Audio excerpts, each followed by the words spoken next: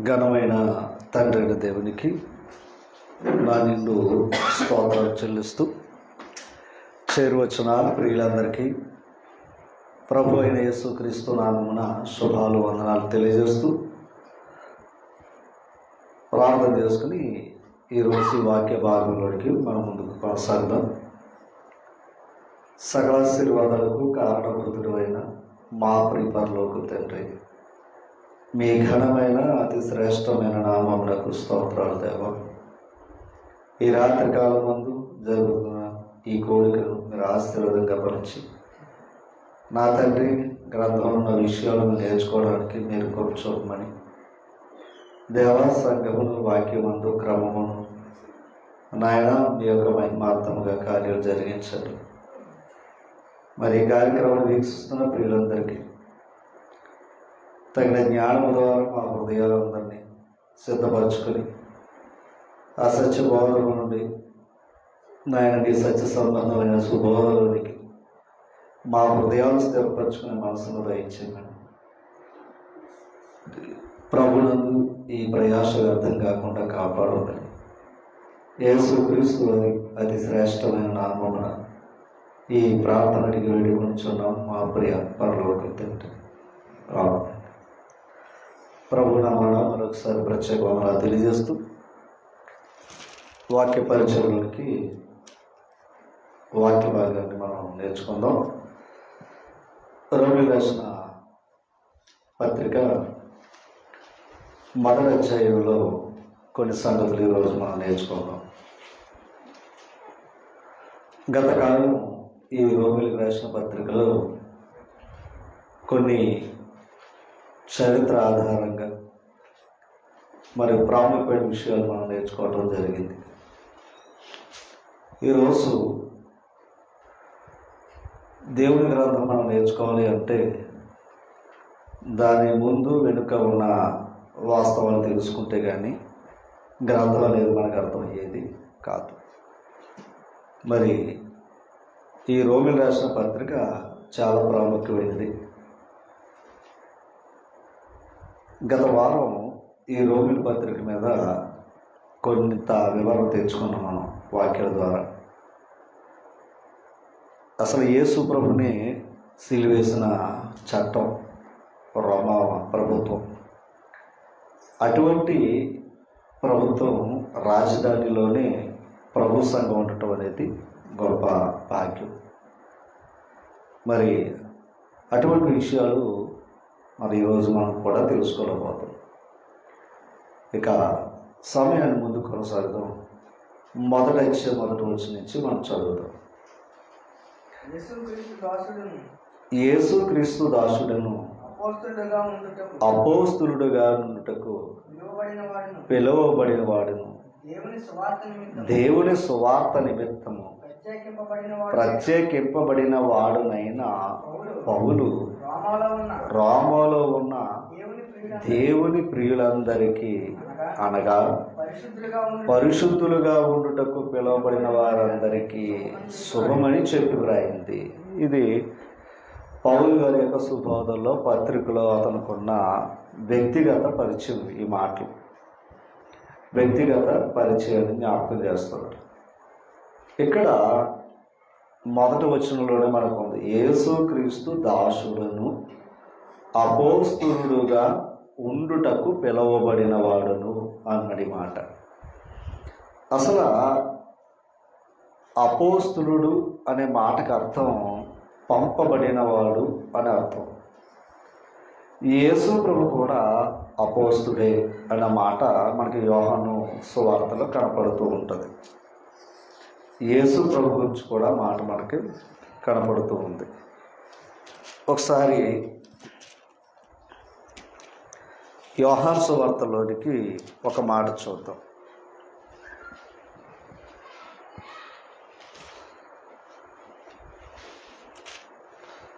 యోహాను సువార్త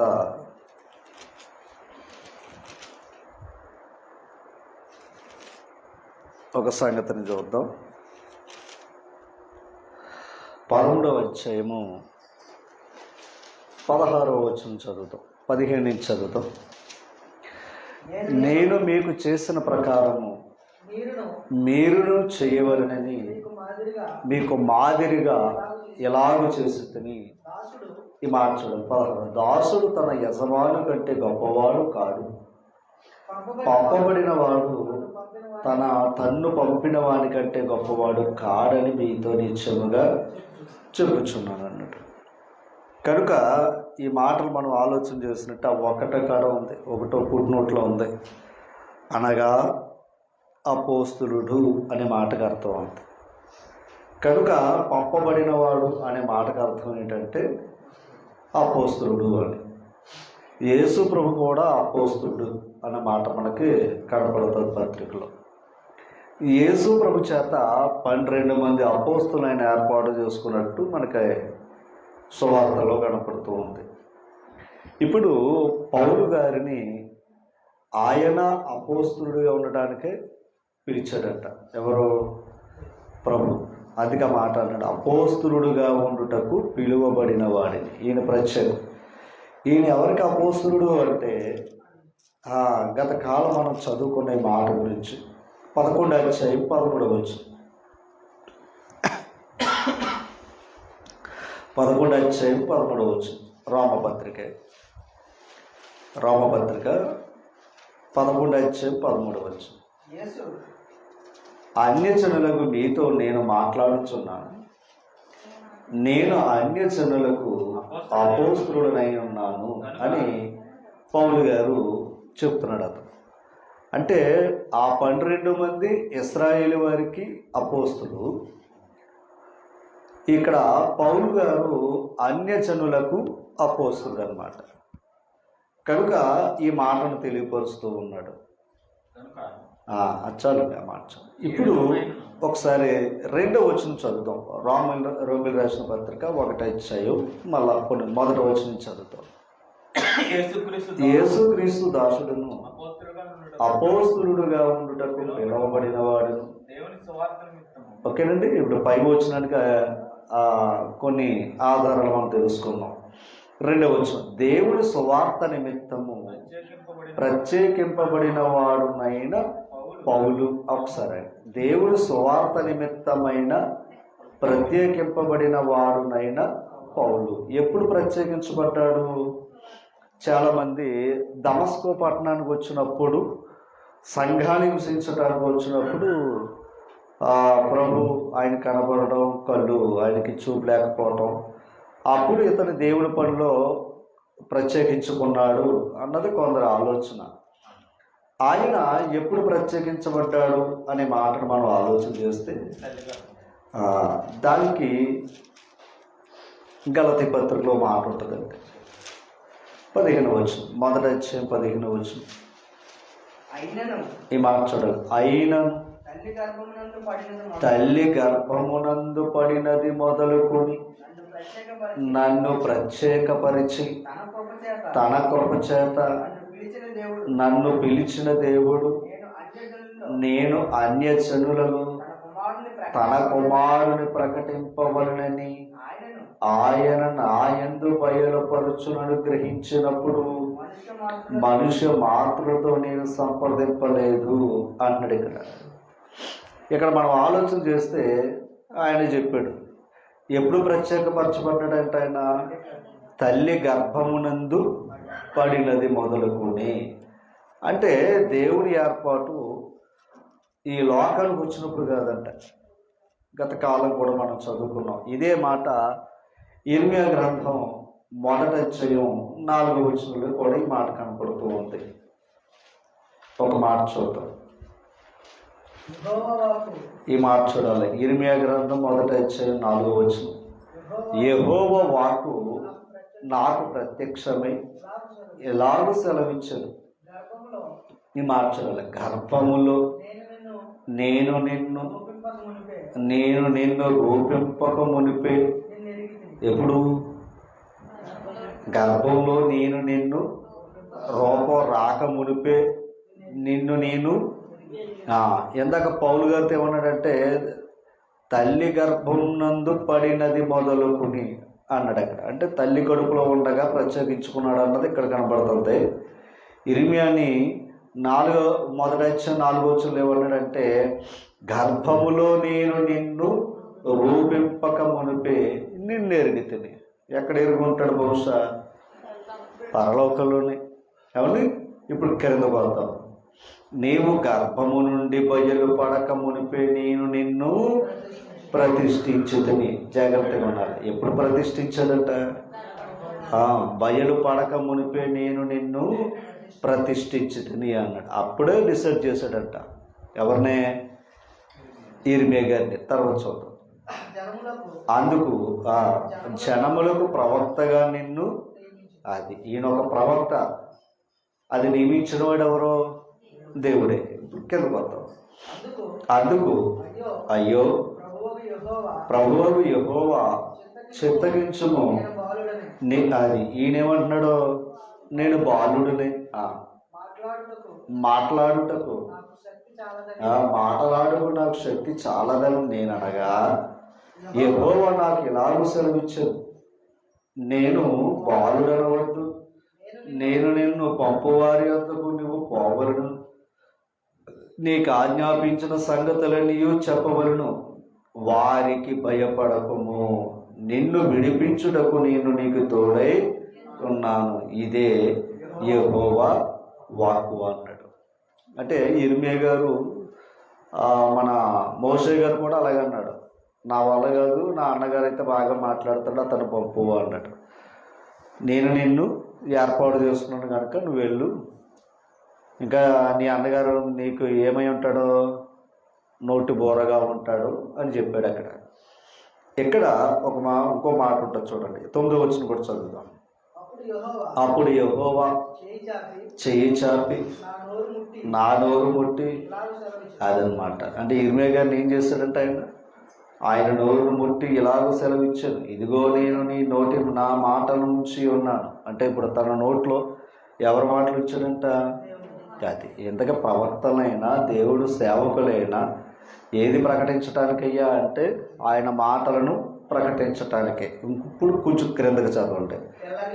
ఇది చూడండి. పెళ్ళగించుటకును, విరగగొట్టుటకును, నశింపచేయుటకును, పడద్రోయుటకును, కట్టుటకును, నాటుటకును నేను ఈ దినమున జనముల మీద, రాజ్యముల మీద నిన్ను, అంటే ఇక్కడ చెప్పాలంటే కట్టడానికి శక్తి ఉంది, పడగొట్టడానికి కూడా శక్తి ఉంది ఆ మాటలు చూస్తే.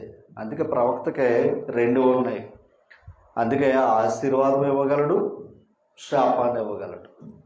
కనుక అదే ఎవరైతే మమ్మల్ని చేర్చుకుంటారో ఆ కుటుంబానికి మీరు శుభమని పలకండి, ఎవరైతే మమ్మల్ని చేర్చుకోలేదో మీ పాదధూళి దులిపేసి వచ్చండి అన్నట్టు.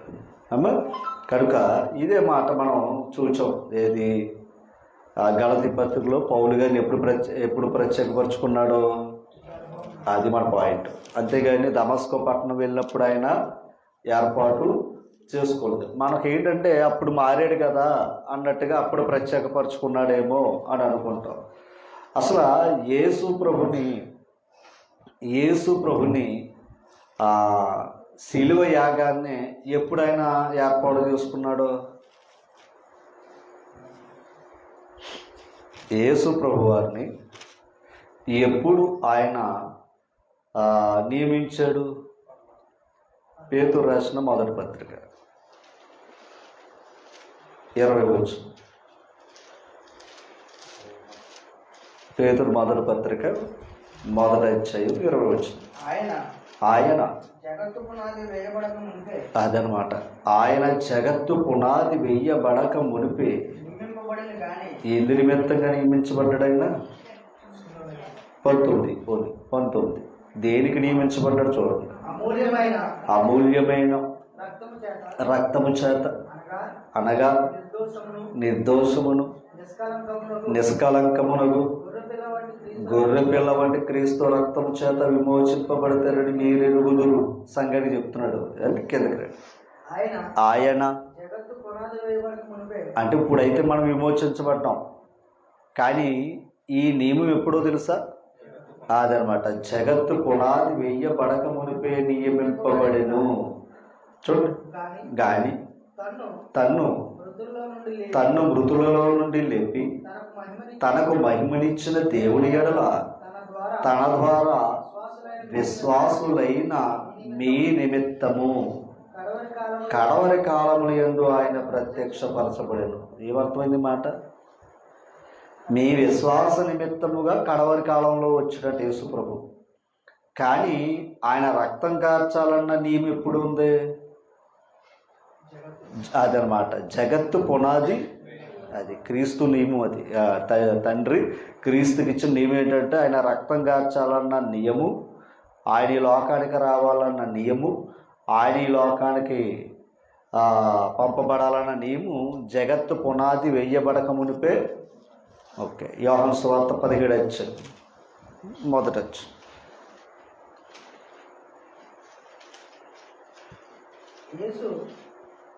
ఐదవచ్చు 17 17:5 తండ్రి ఇది చూడాలి అంటే యేసు ప్రభు లోకానికి వచ్చారు. ఎప్పుడు వచ్చారు? కడవరి కాలంలో. అమ్మ ఆయన అంటున్నాడు చూడండి, తండ్రి లోకము పుట్టక మునుపు నీ వద్ద నాకు ఏ మహిమయుండెనో ఆ మహిమతో నన్ను ఎప్పుడు నీ వద్ద మహిమపరచుము. అర్థమైందన్నమాట. అంటే ఈయనకి మహిమ ఎప్పుడు ఉంది? లోకం పుట్టక మునిపే. లోకం పుట్టక మునిపే మహిమలో ఉన్నాడు. లోకం పుట్టక మునిపే ఈయన రక్తం కార్చాలన్న నియమంలో ఉన్నాడు. ఓకేనా? రైట్. ఇప్పుడు ఇర్మియా పౌలు గారు తల్లి గర్భంలోనే ప్రత్యేకింపబడి సువార్త పనిలో దేవుని పనిలో వచ్చినట్టు ఉంది. కానీ యేసు ప్రభు ఇంకా చెప్పాలంటే అనాది కాలం అన్నమాట. ఈ పెసుపత్రులకు వెళితే అనాదిలోనే ఆయన సంకల్పం మనకి కనపడుతూ ఉంది. అంటే ఈ మాటలు మనం ఆలోచన చేస్తే ఈరోజు మీరైనా నేనైనా దేవుని దగ్గర వచ్చినామంటే ఇప్పుడుకిప్పుడు ఉన్న ప్రణాళిక మాత్రం కాదు. అది దేవుని యొక్క అనాదిలో ప్రణాళిక. మనం అనుకుంటాం మరి ప్రణాళిక అయితే పుట్టగానే వచ్చారు కదా అనుకుంటాం. కాదు, ఆయన ఒక సమయం ఇచ్చాడు, ఆ సమయానికి మనం వస్తున్నాం. ఏమో రైట్. ఇప్పుడు అదే మాట చెప్తున్నాడు పౌలు గారు రోమిలకు రాసిన పత్రిక 1వ అధ్యాయం. ఇప్పుడు చూద్దాం. దేవుని సువార్త నిమిత్తము ప్రత్యేకింపబడిన వాడునైనా, ఆ మాట కోసం అంతకుముందు గనక ఎప్పుడు ప్రత్యేకించబడ్డాడైనా అదనమాట. ఇర్మియా గారు కూడా అది. ఇంకా చెప్పాలంటే ప్రవక్తలందరూ కూడా దేవుని పనిలో ఉన్న వారందరూ కూడా అలా నియమించబడిన వారే. తర్వాత పౌలు రోమాలో ఉన్న దేవుని ప్రియులందరికీ, రోమాలో ఉన్న ఇక్కడ రోమా దేవుని ప్రియులు కనలేదు సుమా, రోమాలో ఉన్న దేవుని ప్రియులందరికీ. ఇప్పుడు చూడండి, ఎవరా ప్రియులు అంటే చూడండి, అనగా పరిశుద్ధులుగా ఉండుటకు పిలువబడిన వారందరికీ. అంటే ప్రియులు ఎవరయ్యా అంటే పరిశుద్ధులు. ఈయన నా ప్రియ కుమారుడు, ఈయన నా ప్రియ కుమారుడు. ఎంతగా యేసు ప్రభుడు ప్రియ కుమారుడు ఎందుకంటాడంటే ఆయన పరిశుద్ధుడు కనుక.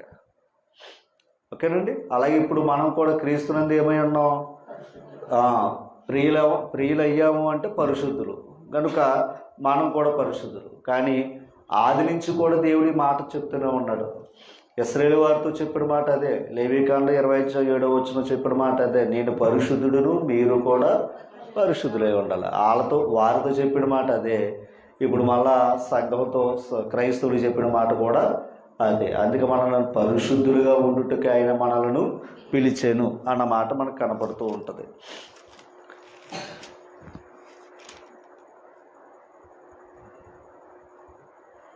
దశలోకి రాసిన పత్రిక 4వ అధ్యాయం 7వ వచనం. పరిశుద్ధులగుటకే దేవుడు మనల్ని పిలిచనుగా అపవిత్రులుగా ఉండటకు పిలవబడదు. అదనమాట.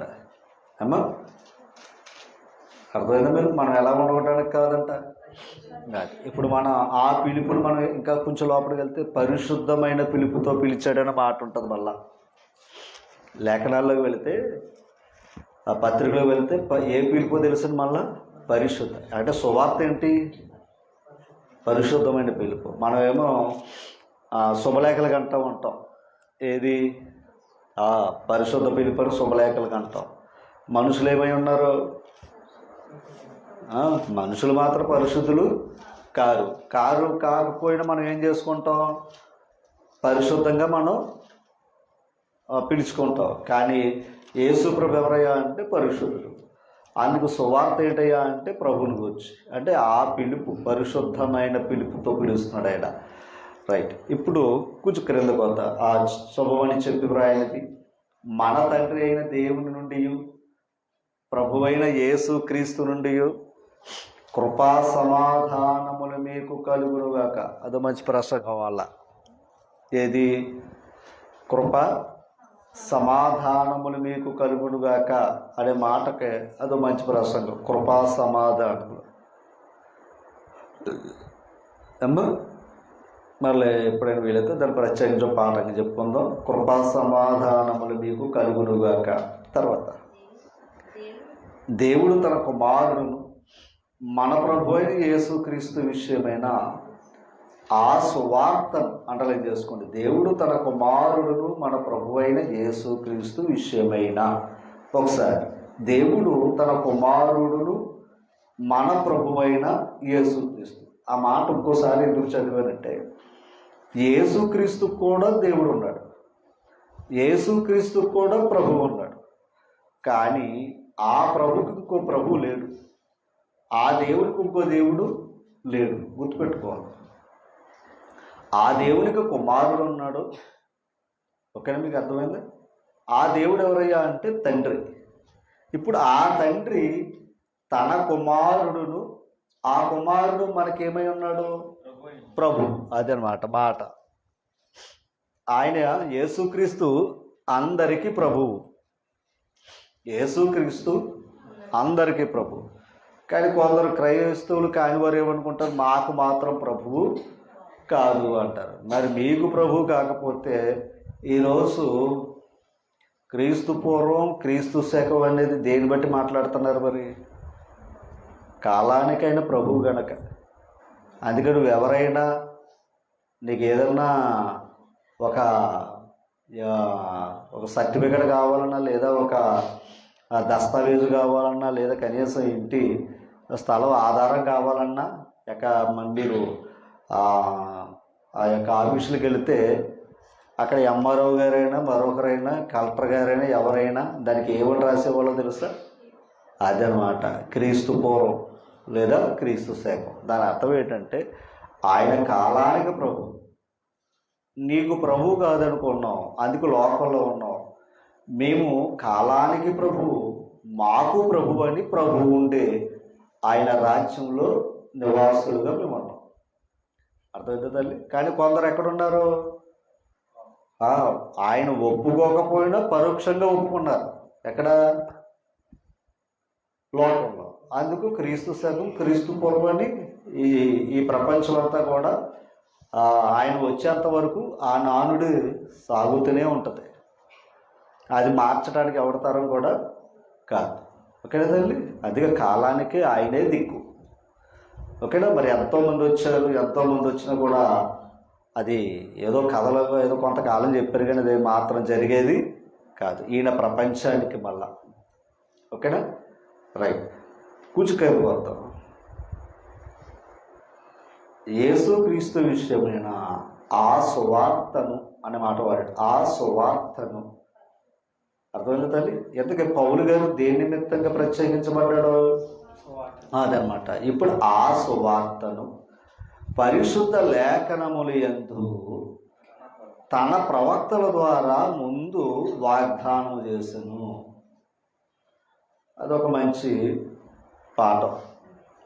ఇప్పుడు పౌలు గారిని ప్రత్యేకపరుచుకున్నాడు దేవుని పనిలో, సువార్త పనిలో. ఇప్పుడు ఆ సువార్త ఏదైతే ప్రకటించబడినాడో ఆ సువార్తను పౌలు గారు ఒక మాట చూపించాడు. ఆ సువార్తను అర్థమైందంటే దేవుడు దేనినైతే ప్రకటించమని పౌలుని ప్రత్యేకపరుచుకున్నాడో. ఎంత విచిత్రం అంటే పౌలు గారి యొక్క సబ్జెక్టు, ఏ సువార్త నమ్మి బాప్తిసం పొంది ప్రభుని గణపరుస్తున్నారో ఆ క్రైస్తవుల్ని చంపటానికి, బాధపరచటానికి వెళ్తాడట ఈయన. ఓకేనా? అలాంటి క్రూరుడు అని అనుకోవచ్చు. అలాంటి క్రూరుడే మళ్ళీ ఏం చేస్తున్నాడో? సువార్త ప్రకటిస్తున్నాడంట. అది దైవం తెలుసుకుంటే అలా ఉంటుందంట. అమ్మా దైవం తెలుసుకుంటే అలా ఉంటుంది కార్యక్రమాలు. ఇప్పుడు విచిత్రం ఏంటంటే ఏ చేతిలో కర్రట్టుకుని ఏ చేతితో కత్తట్టుకుని వెళ్ళాడో అదే చేతితో బైబిల్ పెట్టుకుని వాక్యం చెప్తున్నాడంట. ఇప్పుడు కొందరు సాక్ష్యం చెప్తూ ఉంటారు. ఒకప్పుడు బైబిల్ చింపేశానండి, లేదా క్రైస్తవుని ఎలా యాలం చేశానండి. అలాంటి వాళ్ళందరూ ఇప్పుడు కొందరు ఏం చేస్తున్నారు అంటే సువార్త చెప్తున్నాం. ఒకప్పుడు నా జీవితం అదే అండి, తేలిక ఎలా చేశాను, ఇప్పుడు ఆ దేవుని గొప్పతనం తెలుసుకుని నేను సువార్తను ప్రకటిస్తున్నాను. అది లోకంలోనే సాక్ష్యం అది. ఓకేనా? రైట్. ఇప్పుడు ఒక మాట, దాంట్లో ప్రభు ఎంత గొప్ప మనసు అంటే, ప్రభు యొక్క గొప్ప మనసు ఏంటంటే అసలు హింసించేవాడి చేత సేవ చేయడం ఏంటి? ఆయన గణపరిచే వారి చేత సేవ చేయించాలి తప్ప ఆయనను హింసించే వారిని బాధ పెట్టేవారి చేత సేవ చేయించడం ఏంటి? ఒక అద్భుతమైన ఒక్క మాట చూపిస్తాను చూడండి. లోకసువార్త 23వ అధ్యాయం దగ్గరికి రండి ఒకసారి. 23:12. అంతకు మునుపు హేరోదును అమ్మా చూడండి, అంతకుముందు హేరోదును పిలాతును ఒకరికొకడు శత్రువులై ఉన్నారంట. ఎవరో? హేరోదు గారు, పిలాతు గారు. వీళ్ళిద్దరు ఎవరంట? శత్రువులు. రాష్ట్రానికి అధిపతి ఏమో హేరోదు గారు, కానీ హేరోదు కంటే అధికారి ఏమో పిలాతు. అర్థమైంది తల్లి? ఇప్పుడు వాళ్ళిద్దరూ ఏమై ఉన్నారంటే ఒకప్పుడు ఇద్దరు కూడా శత్రువులు అంట. అంటే మా ఆ ప్రదేశానికి సంబంధించిన నా దగ్గర పంపడం ఏంటంటే మళ్ళా ప్రభుని హేరోదు దగ్గర పంపడం కూడా జరిగింది. ఇప్పుడు ఒకప్పుడు వాళ్ళిద్దరు చూస్తే, ఇక్కడ లేఖనాన్ని బట్టి చూస్తే ఇద్దరు శత్రువులై ఉండిరి. ఆ తర్వాత మాట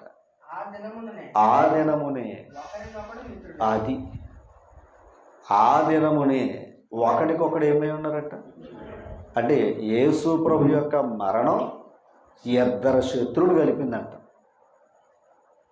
అర్థమైందమ్మా? యేసు ప్రభు యొక్క మరణం ఇద్దరు శత్రువులు కలిపిందంట. అంతేనా అనుకుంటే ఇద్దరు దొంగలు ఉన్నారు, క్రూరులు. అందులో ఒకడు మారు మనసు పొందాడంట. అర్థమైందా తల్లి? ఒకడు మారు మనసు ఆడేమన్నాడు చూడండి. 23వ అధ్యాయం 40 23:4 అక్కడ లోకస్. అయితే రెండవ వాడు వాడిని గద్దించి, నీవు అదే శిక్షా విధిలో ఉన్నావు కదా. అంటే ఆడికి అర్థమైందంట. ఇంకొంచెం ముందుకు వెళితే ఇద్దరు ముందు దూషించారంట ప్రభుని. వీళ్ళిద్దరు ముందు ప్రభుని దూషించారంట. ఎవరినే? యేసు ప్రభుని ఇద్దరు దూషించారంట.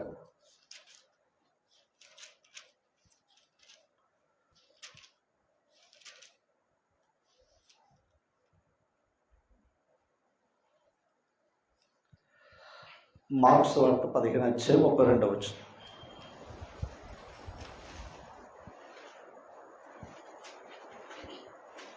తీసారా? అట్లు 15:32. ఇశ్రాయేలు రాజుకు క్రీస్తు ఇప్పుడు శిలువ మీద నుండి దిగి రావచ్చును, అప్పుడు మనము చూచి నమ్ముదుమని ఒకరితో ఒకరు చెప్పుకున్నారట. ఈ మార్చడం ఆయనతో కూడా సిలువ వేయబడిన వారును, అంటే ఇద్దరు కూడా ఏం చేసినట్టు? అదిగో మాట్లాడే ఒకడు కాదు, వేయబడిన వారు ఆయనను అది నిందించిరి. మత్తయి సువార్త 27వ అధ్యాయం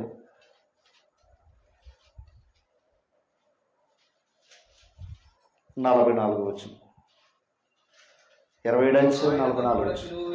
ఆయనతో కూడా సిలువ వేయబడిన బందిపోటు దొంగలను అలాగే ఆయనను, అంటే ముందేం చేసుకున్నారు?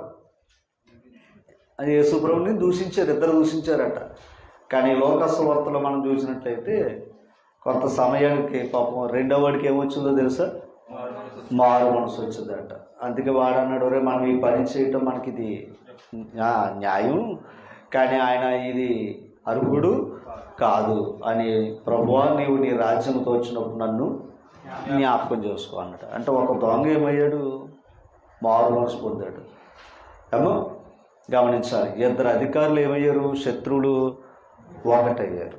అది ప్రభు యొక్క గొప్పతనం. అలాగే ఇప్పుడు మనం ఆలోచన చేస్తే, ఎవరైతే యేసు ప్రభుని బోధన బోధిస్తుంటే చంపటానికే శాస్త్రులు పరిశీలు పెద్దలు అని ఆడున్నప్పుడు ఆ స్టెఫను చంపటానికి కూడా పౌలు అక్కడే ఉన్నాడట. స్టెఫన్ గారిని రాళ్ళతో కూడా చంపేశారు కదా, అక్కడ ఎవరున్నారు అనుకున్నారు? దాన్ని సమ్మతించాడంట పౌలు గారు. తెలుసా మీకు? అంత కోపం ఆయనకి. ఎవరంటే? క్రైస్తవులు అంటే. ఓకే, అలాంటి ఆయన చేత వాక్యం చెప్పిస్తే కంగారు పడ్డారంట. పౌలు గారు వాక్యం చెప్తున్నప్పుడు కంగారు పడ్డారంట. అంటే ఒకవేళ కపటంగా వచ్చి మనల్ని హాని చేస్తాడేమో, అర్థమైందా మీకు అని భయపడేవారంట. ఏమో సరే, రోమిల్ రాసిన పత్రిక 1వ అధ్యాయం. ఆ సువార్తను పరిశుద్ధ లేఖనములు యందు తన ప్రవక్తల ద్వారా ముందు వాగ్దానం చేస్తున్నాం. అది మంచి పాఠం. యేసుక్రీస్తు విషయం, ఆ సువార్త విషయం అప్పటికప్పుడు వచ్చింది మాత్రం కాదండి. ఎప్పటి నుంచి ఉందో తెలుసండి? దానికి మంచి మాట వాడాడు. ఆ సువార్తను పరిశుద్ధ లేఖనములు యందు తన ప్రవక్తల ద్వారా ముందు వాగ్దానం చేశాడంట. దేవుడు ప్రవక్తల చేత ముందు వాగ్దానం చేశాడంట యేసు ప్రభు యొక్క చరిత్రను. కొన్ని విషయాలు చూద్దాం. పోనీ ఆ మాటలు కొన్ని చూద్దాం, మనకి ఏమన్నా కనబడితే. ఒకసారి ఆదికాండమే,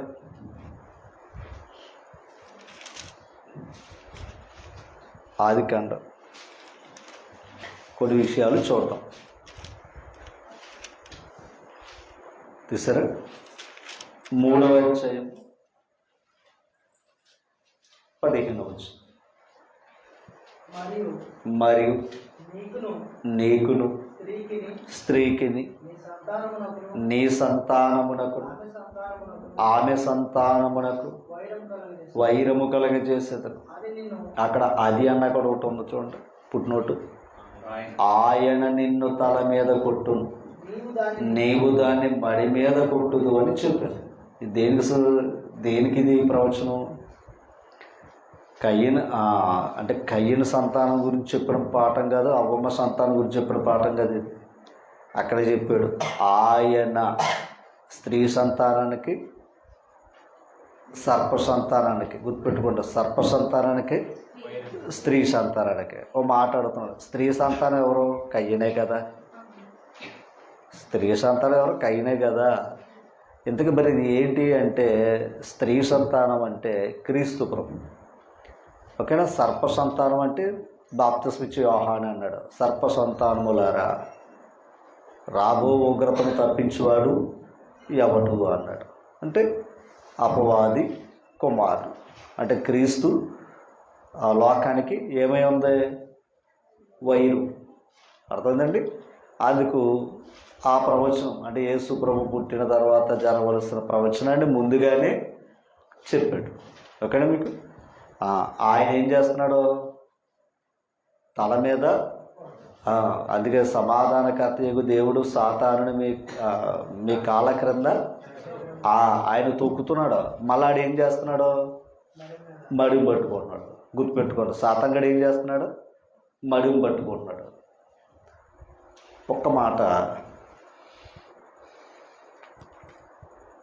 ఒక్క మాట చూపిస్తాను.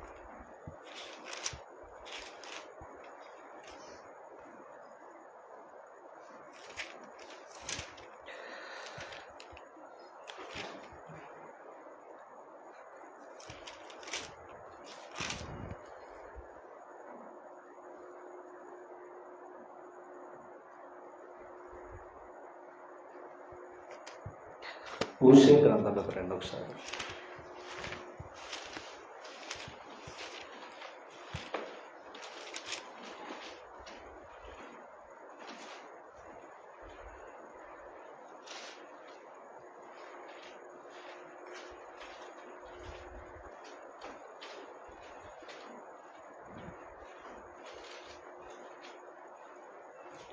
పన్నెండవ అధ్యాయం 3వ వచనం.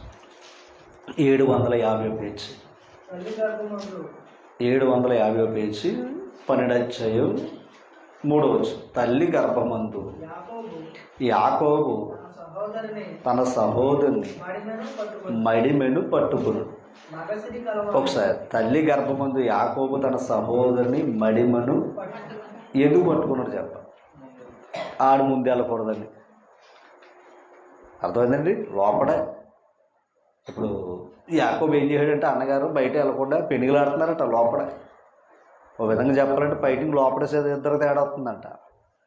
గమనించాలి. అంటే మడిమును పట్టుకుంటాడు, బయటికి వెళ్ళే అవకాశం లేదు. గమనించాలి. ఇప్పుడు ప్రభు ఏం చేస్తున్నాడు? తలకాయ మీద కొడుతున్నాడు. ఎందుకంటే పాముకి బలం ఎక్కడ ఉంది? తల మీదే. గమనించాలి. అది అక్కడ కొట్టాడు. కానీ ఇప్పుడు సర్పం సాతంగాడు ఏం చేస్తున్నాడు తెలుసా అండి? మడిముని పట్టుకుంటున్నాడు. గుర్తుపెట్టుకోండి, మడిముని పట్టుకుంటున్నాడు. దాని అర్థం ఏంటి? అది మనల్ని పరలోకం వెళ్ళకుండా చేస్తాడు. అంతేగా కదా పేతురు పత్రికలు అన్నాడు, నీ విరోధైన అపవాది గర్జించు సింహం వల్ల ఎవరిని మృంగుదునా. ఎంత విచిత్రం అంటే, లోకంలోంచి ప్రభు దగ్గర రావటమే ఒక భాగ్యం, మళ్ళీ ప్రభు నుంచి పరలోకం వెళ్ళటమే మహాభాగ్యం. ఎంతకేంటంటే లోకంలోంచి ఎక్కడికి వచ్చి ఊరుకుంటాడేమో గాడి, ఏక నుంచి మాత్రం పరలోకం వెళ్ళటం అనేది ఊరుకోవడం. ఐగుప్తు దేశం నుంచి బయటికి విడిపించబడడానికి ఊరుకున్నాడండి. అర్థమైందా? ఎవరిని? ఇశ్రాయేలు. ఐగుప్తు దేశం నుంచి బయటకు రావడానికి విడిచిపెట్టాడు. కానీ అరణ్య ప్రయాణంలో కానాను దేశానికి వెళ్ళే టైంకి తొక్కుపెట్టాడు. అర్థమైందన్నమాట. అలాగే మనం కూడా బాప్తిసం తీసుకున్నాడు అనుకోండి, ఏదో కొంచెం ఆటంకం చేస్తూ ఉంటాడు, అది వేరే. కానీ ఎక్కడికి వచ్చాక ఏం చేస్తాడో తెలుసా? అసలు ఎట్టి పరిస్థితులు వీడు పరలోకం చేరకూడదు. అందుకే ఆడు ఎక్కడ పట్టుకోవాలో, ఎలాగా అటు విధంగా చెప్పాలంటే గమనించాలి. మనల్ని ఎలా పట్టుకుంటూ ఆగుతామో అది తెలుసు ఎవరికే? ఖచ్చితంగా. అందుకే అన్నీ చూపిస్తాడు అనమాట. ప్రభుకి అన్నీ చూపించినట్టు అమ్మా ఒక మాట చూపిస్తాను చూడండి. ఒక మాట విత్తనాల గురించి మాట్లాడుకున్నాం కదా, విత్తనాలు ఉపమానం గురించి మాట్లాడుకుంటాం కదా. ఇప్పుడు ఆ మాటల్లో కొన్ని విషయాలు ఒకసారి జ్ఞాపకం చేసుకుందాం. కొన్ని మాటలు చూద్దాం. మత్తయి వార్తలో ఒకసారి ఆ మాట చూద్దాం. తీసారా? 13 అధ్యాయులు ఆ మాటలు చూడండి. తీసారా? మనందరూ తెలిసిన మాటలు ఏంటి? కొన్ని విత్తనాలు ఎక్కడ పడ్డాయి? త్రోవ ప్రక్కన, ముండ్ల పొదల్లో, రాతి నేలలో, మంచి నేలలో, 4 భాగాలుగా. ఇప్పుడు 19 నుంచి చదువుతాం. విత్తువాని గూర్చిన ఉపమాన భావము వినుడి. ఎవడైనను రాజ్యమును గూర్చిన వాక్యము వినియు. అదని విన్నాడు కానీ ఏం లేదు, గ్రహించలేదు. వింటే సరిపోద్దా అంటే గ్రహించాలి. ఏమో గ్రహింపక ఉండగా దుష్టుడు వచ్చి వాని హృదయంలో విత్తబడిన దాన్ని, అంటే గ్రహించే లోపు ఏం చేస్తాడో తెలుసా? ఇది గ్రహించేస్తాడేమో అని అన్న ఆ వాక్యాన్ని ఏం చేస్తాడో ఎత్తిపోతాడంటే ఎలాగా? అది అంటే అక్కడ మాత్రం మనసు పెట్టినవాడండి మీకు. అది ఏదో చూపించేస్తాడంతే. ఏమో తర్వాత అదే అనమాట. ఇప్పుడు త్రోవ ప్రక్కన పడ్డది విత్తనం ఎవరితో పోల్చాడు? విన్నాడు కానీ గ్రహించరు. ఎత్తమో తర్వాత చూద్దాం. రాతి నేలన విత్తబడిన వాడు అది చూడండి, వాక్యము విన్నాడు, వెంటనే ఓ విధంగా చెప్పాలంటే మామూలుగా ఇవ్వలేదండి, అందరికంటే ముందు పరిగెట్టుకుంటూ వచ్చాడు. ఇంకో మాట చెప్తున్నాడు, ఎవడైనా పరిగెట్టినా కూడా ప్రమాదం. అర్థమైందండి? ఆరంభంలో సౌరత్వం అంటే చూసారా? మీరు ఎప్పుడైనా సరే ఎంత ఫాస్ట్గా పరిగెడతాడో అంత మిగిలిపోతాడు. వాస్తవనా?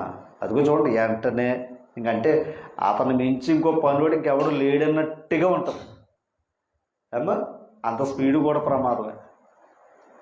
ఏమ్మా అంతే, దేవుని పనిలో స్పీడ్ వద్దని కదా సుమా అక్కడ చెప్తున్నాడు, చూసుకోండి. అయితే అది అసలుదే అంటే అతను లేదంట, వేరు అంటే విశ్వాసం లేదు.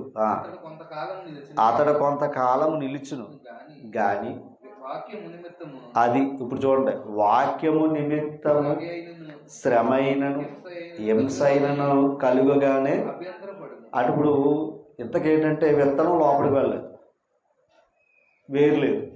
వేరు లేగానే ఏమవుతుంది? ఒక చిన్న శ్రమ వచ్చినా బాధ వచ్చినా ఏమైపోతాడో? అభ్యంతరం అదే. అనవసరంగా నేను ఇంత పరిగెట్టేనా అనుకుంటాడంట. పరిగెట్టేసి ఏమవుతాడు? తప్పుకుంటాడు అనమాట. ఎందుకంటే వేరు లేదు. వేరు ఉంటే మళ్ళీ అంటే ఒక విధంగా చెప్పాలి, వేరు ఉంటేనే ఎదగలుగుతాడు, వేరు ఉంటేనే నిలబడగలుగుతాడు. వేరు ఎప్పుడైతే లేదో తొలగిపోతాడు. చూడండి,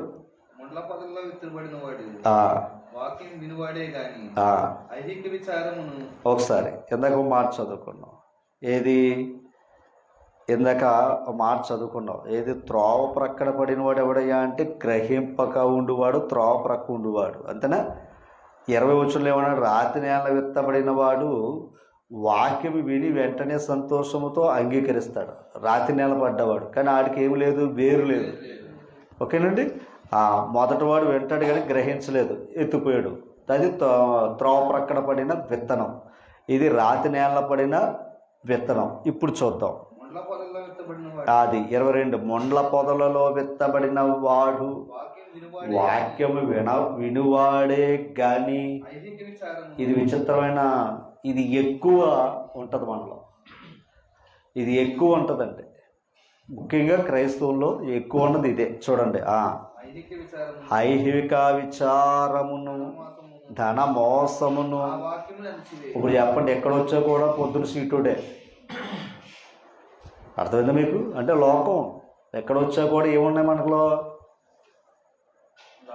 అదనమాట. అని ఇప్పుడు ఏం చేస్తుంది? వాక్యాన్ని అది చేస్తుంది. వినాలని ఆశ ఉంది, అవకాశం ఉంది. ఇప్పుడు ఈ లోక విచారాలను ఏం చేస్తున్నాయి? ఆ వాక్యాన్ని ఏం చేస్తున్నాయి? అని చేస్తున్నాయి అంతే. ఇప్పుడు చెప్పండి, ఆ పైనాట్లు కూడా దీనికి పడని వారు ఎవరు? ఒక గంట దేవుని దగ్గరికి వెళ్ళాలంటే ఎందుకురా బాబు, 50 రూపాయలు ఉంటే పెట్రోల్ వస్తాయి, ఆ గంట వెళ్ళి పనిలోకి వెళ్తే 100 రూపాయలు తెచ్చుకోవచ్చు. ఈ లెక్కే. అది అక్కడ అన్నాడు ధన మోసము అనే మాట వాడాడు. ఓకే, పోనీ వెళ్ళాడు, కానీ ఏమవుతున్నాడు ఇక్కడ? అది కడకి ఏమవుతున్నాడు? ఫలితం లేదు. అమ్మా తర్వాత చూడండి, మంచి నేలను పడిన విత్తనము, మంచి నేలను విత్తబడిన వాడు వాక్యం విని.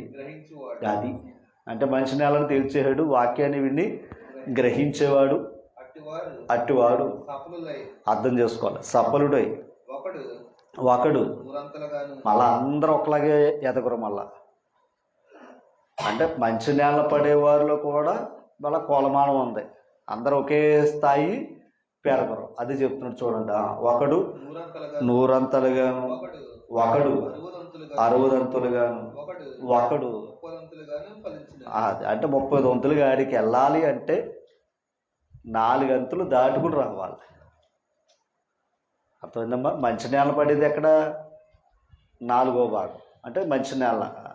ఇప్పుడు అది అక్కడ కూడా 30 ఫలితం అంతుంది. అంటే 100 కొట్టడం అనేది కష్టం మనకి, అంతే కదండి. పాస్ మార్కులు అవ్వడమే లెక్క. ఏది 30 అనేది పాస్ మార్కులు చూసుకుందాం. 60 అన్నాడు అనుకోండి సెకండ్ అనుకుందాం. 100 అన్నాడు అనుకోండి ఫస్ట్ మార్క్ ఉంటుంది. ఫస్ట్ మన వల్ల కాదు, ఇంకా సెకండ్ కూడా కష్టమే. ఇప్పుడు ఆ పాస్ మార్కులకి ఇన్ని దాటుకుని రావాలి. ఇప్పుడు చెప్పండి, ఇన్ని దాటుకుని రావడం ఆడు మడుగు పట్టుకోడా? అర్థమైందా తల్లి? ఇప్పుడు అంటే అక్కడ మడుగు ఎందుకు పట్టుకుంటున్నాడు అంటే ఇందాక చెప్పాను, యాకోబు ఏం చేశాడు అన్నగారినే, ఆడు బయటికి వెళ్ళొద్దని, అలాగే నువ్వు పర్లోకం వెళ్ళకూడదని ఆడు అలాగే పట్టుకుని ఉంటాడు. అర్థమైందా తల్లి? ఆడు అలా పట్టుకోవడానికి ఎప్పుడు సిద్ధమే. చిన్నప్పుడు చిన్న ఆట ఆడుకోళ్ళు, నేలాబండ అని ఒక ఆట ఆడుకోళ్ళు.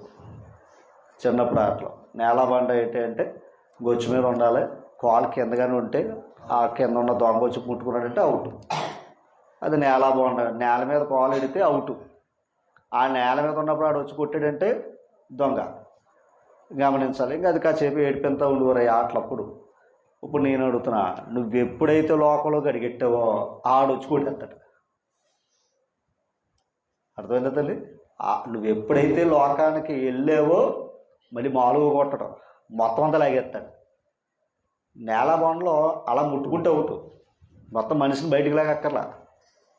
అర్థమైందండి? కానీ మనం ఎప్పుడైతే కొంచెం అలా బయటకు వాళ్ళెట్టామో లోకంలోకి, వాక్యానికి పక్కనెట్టి ఆడు మొత్తం మనిషిని లాగేస్తాడు. అందుకే ప్రభు అన్నాడు, నీ కాలు అడ్డొస్తే నరికే అన్నాడు, నీ చెయ్యి అడ్డొస్తే తీసే అన్నాడు, నీ కన్ను అడ్డొస్తే తీసే అన్నాడు. అంటే ఈ లోపాలతో ఉన్న నువ్వు ఎక్కడికి వెళ్ళాలి? ముఖ్యంగా మాట వచ్చిందని చెప్తుంది. ధన పరిస్థితులు ఆలోచన చేస్తే మనకంటే పేదరికం, మనకంటే చాలా బాధాకరమైన దేశాలు ఎంతోమంది ఉన్నాయి. ఇప్పటికీ తిండి లేకుండా మట్టి తినేవారు ఉన్నారు, తిండి లేక మట్టి తినేవారు ఉన్నారు. ఇప్పటికీ సరైన వస్త్రం, బట్టలు లేని వాళ్ళు ఉన్నారు, నివాసం లేని వాళ్ళు ఉన్నారు ఎంతోమంది దేశాల్లో, ఇతర దేశాల్లో.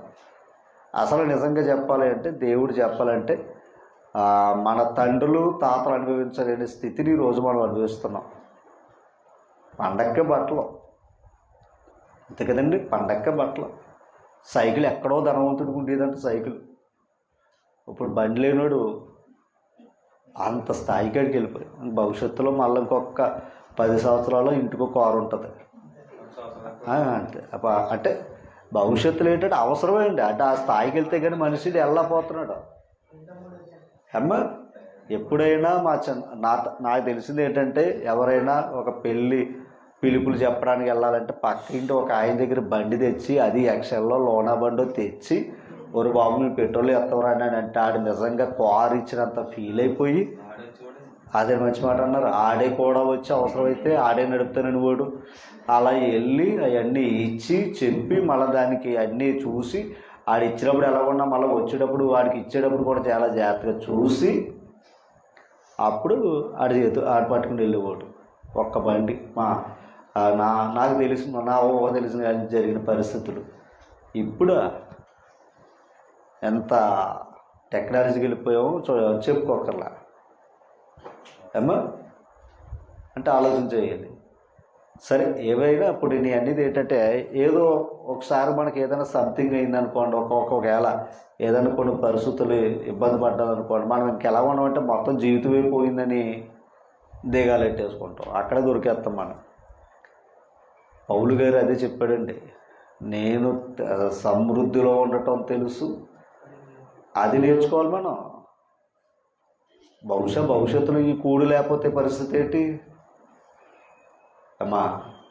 కానీ ఈరోజు ప్రతిదీ ప్రాక్టీస్ అంటే యోబు గారు ఏంటండి, మనం మాట్లాడితే అతి సులువుగా అతి తెలిసిన వ్యక్తిగా ఏదో నిన్న అతను ఏదో బైబిల్కి వెళ్ళగానే ఆయన మొహం ఏదో మనకు కనపడినట్లుగా, ఆ రూపాలన్నీ గుర్తున్నట్లుగా మంచి తేలిగ్గా చెప్పేసుకుంటాం ఎవరిని. అసలు నిజం చెప్పండి, ఎంత పోగొట్టుకున్నాడా? మరి నిజంగా అంత కాదు కదా, పొరపాటును కానీ కొంచెం కానీ పెన్షనే కానీ ఎలా పెడితే మనకి మామూలుగా ఉంటారండి. ఏమో మన పెద్దలకి కానీ పెన్షనే కానీ మొన్నే కదా 1వ తారీఖు సరిగ్గా గవర్నమెంట్ సెలవు వచ్చింది. ఒక ఆయన ఫోన్ చేసి, మాకు ఇవ్వలేదు, మీ ఇదిలు ఇచ్చేస్తున్నాడా అంటున్నాడు ఒక ఆయన. అంటే పెన్షన్ అనుభవం 1వ తారీఖే రాలేదు ఈసారి, 2వ తారీఖు వచ్చినట్టు కంగారు వచ్చేసింది. ఒకవేళ నెల ఇవ్వకపోతే ఇంకా చెప్పమంటారా, అక్కడ 1100 ఒక 5,000 పెట్టాలి. దేనికి? బెంగటేసుకున్నాడు. అర్థమైందా? ఒక 5,000 డాక్టర్ గారి దగ్గరికి వెళ్ళి పెట్టాలి అంటే అలవాటు అయిపోయాం కనుక. మరి ఒకప్పుడు 70 రూపాయలు 30 రూపాయలు ఇది పెన్షన్ అండి. మా నాన్నమ్మ గారికి 30 రూపాయలు తెలుసు నాకు, 30 రూపాయలు అండి. మళ్ళీ నెలకు కూడా ఇచ్చేవారు కదేమో, 3 నెలలకేమో. మరి అప్పుడేమీ లేవు, అప్పుడే బంగారు కొన్నారు. మనం ఏదన్నా సరే పెడతారు అనే దానికి వచ్చేటానికి ఎంత లేమైపోతామంటే మామూలు కాదు. అదే బలహీనత అయిపోయింది ఈరోజు ప్రభుత్వాలకు కూడా. మన బలహీనత అదే తెలుస్తుంది. పెడతారంటే చూడాలి, మనం పని మానేస్తాం. ఎంత విచిత్రం అంటే, పని చేసుకుంటే 500, పెడతారనేది 100. మనం పని చేసుకుంటే 500 అంటే, కానీ పెట్టింది ఎంత? 100. మనం ఏంటంటే పెడతాం అనేది 100 రూపాయల కోసం 500 వేస్తున్నాం. అదే ఈరోజు ఉన్న మనుషులకు ఉన్న బలహీనత. అమ్మా ఒకరు చెప్పక్కర్లా, మనకు మనమే ఆలోచన చేసుకోవాలి. ఓకేనా? రైట్. ఇప్పుడు సాతాను గారు కూడా ఏం చేస్తాడో తెలుసండి, బడిని పట్టుకుంటున్నాడు. ఓకేనా? అలాగే చాలామందిని వెనక్కి లాగేస్తాడు. ఇప్పుడు చెప్పండి, ఇప్పుడు ఆ లిస్టులో ఎవరెంతమంది ఉన్నారో ఆలోచించేయండి అమ్మా. అప్పుడు చదువుకున్నాం కదా లిస్టు అమ్మా, శ్రమ కలిగిన, బాధ కలిగిన. అసలు శ్రమ బాధ అంటే ఏంటి? పౌలు గారు అనుభవించినాయే కదా. అంత శ్రమలుగా ఉంటే తల్లి, అంత శ్రమలు వస్తే అసలు ఈ భక్తి కూడా మనం చేయలేము కూడానండి తల్లి. సరే, రోగులు రాసిన పత్రిక దగ్గర అంటే ఒక మాట చదువు. ఏది పరిశుద్ధ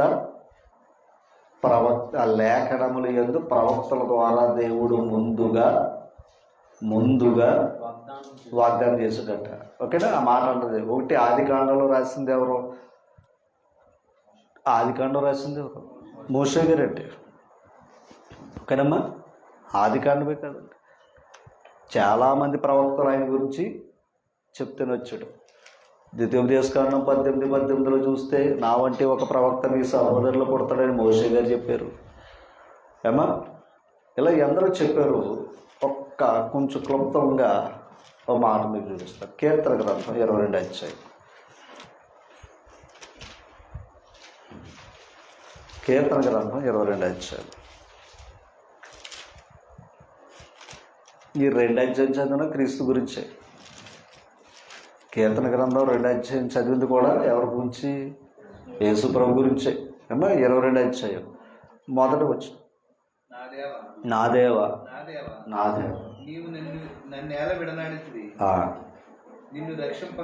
ఎంతగా ఎవరి గురించి మాట? యేసు ప్రభు శిలువ మీద అనే మాటల గురించి 22వ కీర్తన. అర్థమైందా తల్లి? ఇప్పుడు చూడండి 16 వచనం. కుక్కలు నన్ను చుట్టుకుని. ఎవరా కుక్కలు? శాస్త్రులు, పరిశుద్ధులు. అందుకే పరిశుద్ధమైనది కుక్కలకు, పందులకు అని. మనం కూడా యేసు ప్రభు ద్వేషించోడి దగ్గరికి వెళ్ళి నువ్వు నమ్ముతావా నమ్మవా అంతేనండి. ఇంకో మాట చెప్తున్నాను, మరలా అనుకోవద్దు. దీన్ని ద్వేషించేవాడు ఒకడు ఉన్నాడు, టీవీ ఫోన్లో గట్టా కనబడతారు. ఆ దగ్గరికి వాక్యం ఏం చెప్తావు నువ్వు? ద్వేషించేవాడు ఒకడు ఉన్నాడు, నేను పక్క ఇదంటే అసహ్యం అంటున్నాడు. మళ్ళీ దీనికి ఎంత విచిత్రమైన పేరు అంటే నల్ల అట్ట అంటది, తెల్ల పుస్తకం అట్ట. దీన్ని అంటే అంత వ్యంగ్యంగా మాట్లాడుతున్నాడు. వాళ్ళ తల్లి ఏమో క్రైస్తవురా. ఆడు ఒకప్పుడు క్రైస్తవుడే, డబ్బుకి వచ్చేసాడు. ఎక్కడ కూడా బేరాల్లో సరిపోలేదు. ఎక్కడ ఆడు చేసే వ్యాపారంలో కూడా బేరాలు సరిపోలేదు. అక్కడ తేడాలు వచ్చినాయి. బయటకు వచ్చి ఒక కళ్యాణి గారు మాట్లాడింది, ఆడింత దగాగోరండి. నేను వ్యక్తిగతంగా మాట్లాడతాను సుమా, ఫేస్బుక్లో ఉన్న మాటలే. అందరి దగ్గర చందాలు తీసేసుకుని ఫ్రాడ్ చేస్తాడు, ఆడు పెద్ద మోసగాడని దానికి సంబంధించిన వాళ్ళు తిడుతున్నారు. ఇప్పుడు నేను అడుగుతున్నా, వాళ్ళకే వాడు నచ్చుతలేదు. ఇప్పుడు వాడికి ప్రభువు నచ్చినప్పుడు మళ్ళా దగ్గర కూర్చుని ప్రభు గురించి చెప్పాలా? అమ్మా 3 మేకలు తీసుకోలేదు, ఆడి దగ్గర కూర్చుని ప్రభు గురించి చెప్పాలా మనం? తల్లి, ఆయన ఆ 3 మేకలే తీసుకున్నాడో ఏంటో తెలిసినవాడు ఉన్నాడు, తెలనివాడు ఉన్నాడు. కానీ అలాంటి వాళ్ళ దగ్గరికి వెళ్ళి ముచ్చట వేయకూడదు. అదనమాట. ఆడికి ఆడే చెప్పేసుకుంటున్నాడు, మాకు వద్దు అన్నాడు. అదే అంటాడు కదా, ఏది నిత్య జీవానికి మేము అపాత్రులుగా ఎంచుకున్నారు. ఇంకా వద్దన్నవాడి దగ్గర ఎందుకు? అంతేగాని ఏదో రకంగా మనం చెవులు పోసేద్దాం అంటాం, అది మన అజ్ఞానం అన్నమాట. జ్ఞానం మాత్రం కాదు. అందుకే నచ్చదంటారా? మళ్ళీ చెప్తున్నాను, ఏంటి మాటలు వద్దంటారా? చెప్పొద్దన్నాడు ఆయన. అందుకే యేసు ప్రభు కూడా ప్రతి ఇంటికి వెళ్ళి సువార్త చేయలేదండి. ఏ ఇల్లు అయితే యోగ్యమైందో, ఎవరైతే ఆయన ఆహ్వానించారో ఆ ఇంటికి వెళ్ళి వాక్యం చెప్పాడు అంతే. ప్రతి ఇంటికి వెళ్ళి నమ్ముకోండి, నన్ను నమ్మకపోతే మీ పని చూస్తాను అని ఎక్కడ చెప్పలేదు ఆయన. అలాగే అపోస్తులు కూడా అదే చెప్పాడు, మీరు వెళ్ళండి, ప్రకటించండి, ఎవరైతే మిమ్మల్ని చేర్చుకుంటారో వారికి శుభం అని చెప్పండి. చేర్చుకోలేదో వచ్చేది. అది బోధ. అంతేగాని మనం ఏదో నచ్చకపోయినా మైకులు కట్టేసి, వాళ్ళకంటే ఇంకో 2 గొట్టాలు కట్టేసి, అర్థమైందండి, వాళ్ళ మీద ఏదోలా పోటీ చేయడానికి పోటీ ప్రపంచం కాదండి ఇది. జ్ఞానం వినేవాడు ఉంటాడా? అడిగాడు నపల్సుకుడు. వాక్యం చదువుతున్నాడు. చదువుతుంటే పిలిపి వెళ్ళాడు. అతను ఆసక్తి ఉంది. అయ్యా ఏంటి అన్నాడు. నువ్వు చదువుతుందా నీకు అర్థమైందా అన్నాడు. ఇది ఎవరొకరు నాకు త్రోవ చూపకపోతే నాకు అర్థమయ్యేది కాదు అన్నాడు. ఎంతగా ఆయన ఎవరు? అధికారి. అర్థమైందండి. ధనాగారం అంతటి మీద ఒక అధికారి అయినా. అలాంటి ఆయన చదివాడు. దాన్ని సంగతులు పిలుపు చెప్పాడు. విన్నాడు. అయ్యో నీళ్ళు నా బాప్తిస్మం అన్నాడు. అంతేగాని పిలుపు ఇంత వాక్యం చెప్పాడు కదా, బాప్తిస్మం తీసుకుంటావా అన్నాడు. మీరు ఎప్పుడైనా సరే చూసుకోండి, సువార్తలో ఎక్కడ కూడా వాక్యం చెప్పారు తప్ప మీరు బాప్తిస్మం తీసుకోవాలని ఎక్కడ ఉండదు. వాక్యం విన్నవారు ఓకేనా అడిగారు ఏం చెయ్యాలి, దానికి చెప్పారు. ఆ తర్వాత వాళ్ళు ఏం చేశారు? బాప్తిస్మం తీసుకున్నారు. అపోస్తలుల కార్యాలు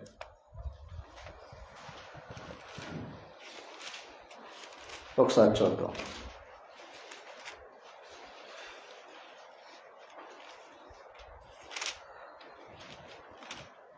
కొన్ని మాటలు చూద్దాం.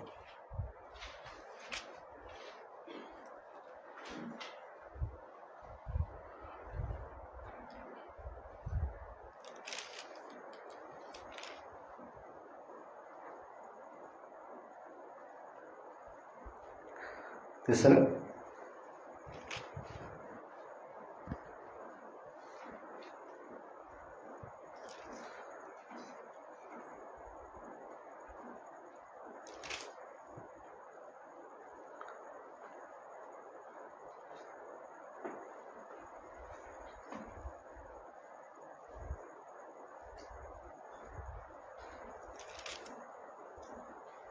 పదహారు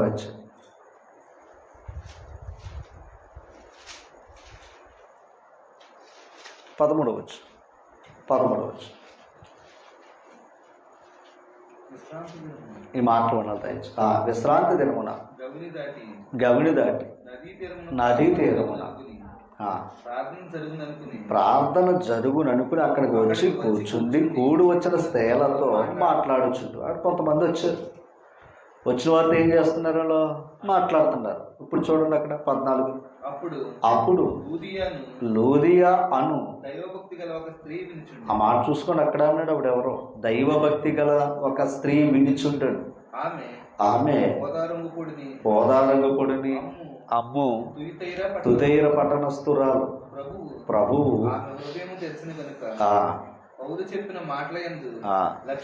అది ఇప్పుడు ఆవిడ వాక్యం వింటుందయ్యా అంటే ప్రభు ఏం చేశాడు? తెరిచాడు కనుక వింటుంది. మూస్తే ఎందుకు? నువ్వు ఎంత చెప్పినా ఏమవుతుంది?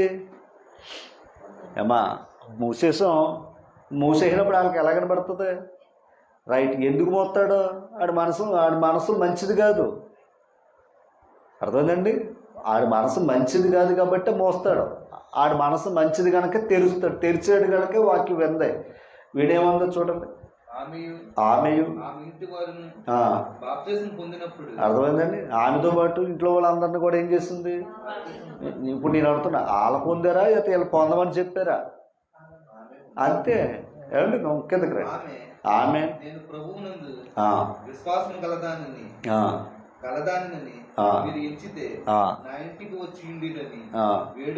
ఇప్పుడు ఆవిడ వేడుకుంది, వెళ్ళారా? అది అయ్యా మా ఇంటికి రండి, నేను ప్రభువునందు విశ్వాసం ఉంచిందని నేను మీరు నమ్మితే రండి అంది. అంటే ఇప్పుడు ఆతిథ్యం ఎవరు ఇచ్చారు? ఆవిడ ఇచ్చింది. అంతేకాని అమ్మ మీ మరి బాప్తిసం పొందారు, మరి ఏంటి లెక్క, మరి 4 రోజులు ఉండాలి అన్న గొడవ లేదండి ఇక్కడ. మరి ఇప్పుడు ఎలా ఉంది అమ్మ? అపార్థాలు. ఓకే, ఇప్పుడు అదేనా అనుకుంటే చెరసాల నాయకులు ఏం చేశారు? చెరసాల నాయకుడు ఏం చేశాడు? 30వ వచనం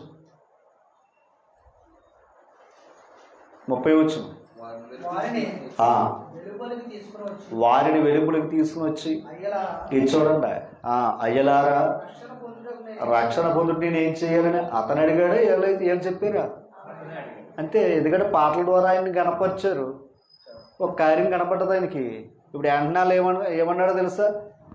నేను ఏం చెయ్యాలి రక్షణ పొందాలి అంటే? ఏమో ఇప్పుడు చూడండి. అతడు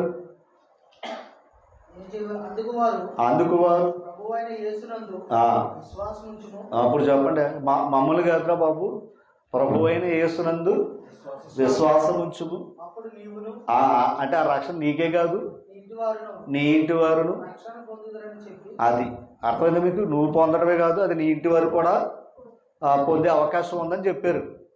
ఏమ్మా? అతనికి ఆ, అతని ఇంట ఉన్న వారికి అందరికీ ఆ. దేవుని వాక్యం బోధించు. అది ఏం చేశారు? ముందు వాక్యాన్ని బోధించారు. రక్షణ పొందడానికి ఏంటంటే, రక్షణ నువ్వు నీ కుటుంబం రక్షణ పొందొచ్చు. వెంటనే ముంచేలా ఏం చెప్పారు? వాక్యం చెప్పారు. ఎందుకో తెలుసు, మళ్ళా వాక్యం నచ్చకపోతే నువ్వు పోగొట్టుకోవచ్చు. ఏమా కిందకి రండి. రాత్రి ఆ గడియలోనే ఆ గడియలో అతడు వారిని తీసుకుని వచ్చి అతని వారిని తీసుకుని వచ్చి వారి గాయములు కడిగెను. వారి గాయములు కడిగారు. వెంటనే అతడును ఆ, అతని ఇంటి వారందరూ ఆ. బాప్తిస్మం. ఇప్పుడు రాత్రి మళ్ళా రాత్రి వాళ్ళ గాయాలు ఉన్నాయంట, అపోస్తుల గాయాలు. ఆ గాయాలు కడిగాడంట. ఆ రాత్రే వాక్యం అన్నాడంట. ఆ రాత్రే అసలు చెప్పాలంటే ఓకే, ఇంత వాక్యం చెప్పినప్పుడు కనీసం వెళ్ళైనా అనాలి కదా. ఏమని? పుండ్లతో ఉన్నారా బాబు, కొంచెం తగ్గాక వచ్చేస్తాం అని అనాలి. మరి వీళ్ళు ఏం చేశారు? అంతే, ఒక ఆత్మ రక్షించబడాలండి. అందుకే ఆలస్యం చేయకూడదు. అందుకే నేడే రక్షణ దినం, నేడే అనుకూల సమయం. అదే భయం అండి. కిందకి రండి. మరియు అతడు వారిని ఇంటికి తోడుకుని వచ్చి ఎందాక లూది అలాగే అర్థమైందా మీకు? లూదే కూడా ఏమంది? ఇంటికి రండి అంది. ఆమె ఇంటి వారు బాప్తిసం పొందారు. మీ ఇంటికి రండి బాబు అంది. బతిమాలు పొంది వెళ్ళారు. ఇప్పుడు చెరసాలలో పాడేశారు. ఇప్పుడు చెరసాల నాయకుడు కూడా బాప్తిసం పొందాడు. ఇప్పుడు చూడండి, ఇంటి వారు ఏం చేస్తున్నారు?